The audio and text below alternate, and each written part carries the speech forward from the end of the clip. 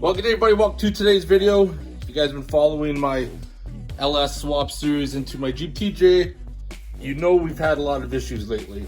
Now we're going to change out the water pump, replace the head gaskets, filled it full of coolant, had a mystery leak coming down.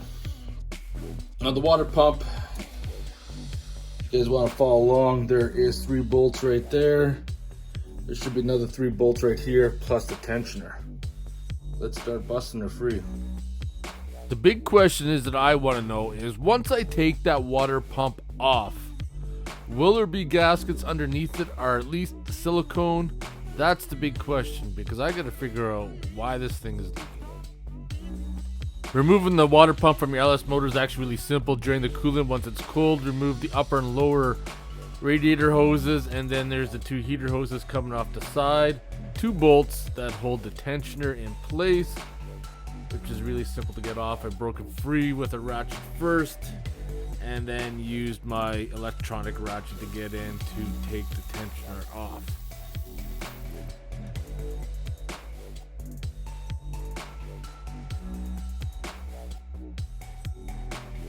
Now, as you can see right there, I'm using a little ratchet just to bust all the bolts free. Then I go in with my Milwaukee ratchet to spin all 6 bolts out.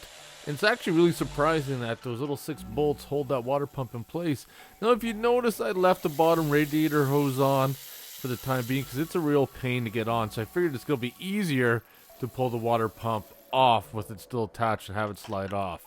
So you can see right there, you can see the hoses coming off, and I removed the pump.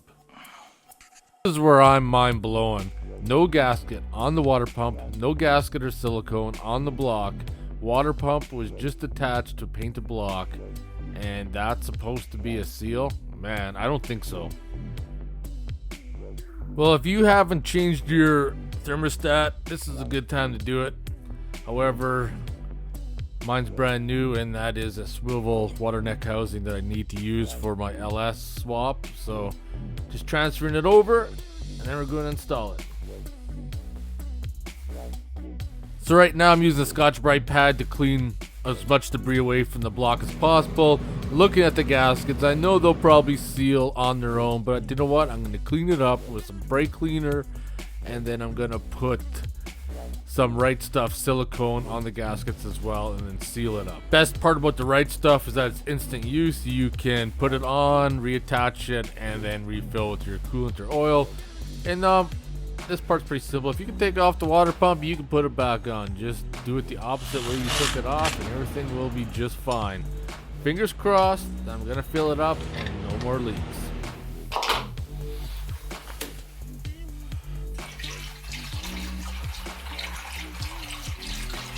After giving it about a half hour, I went underneath, have a look, make sure there's no more leaks, no leaks coming from up top, no leaks anywhere. So right now we're good. There's no more leaks on the LS engine. So I'm going to end the video here. If you have any questions or comments, post them below.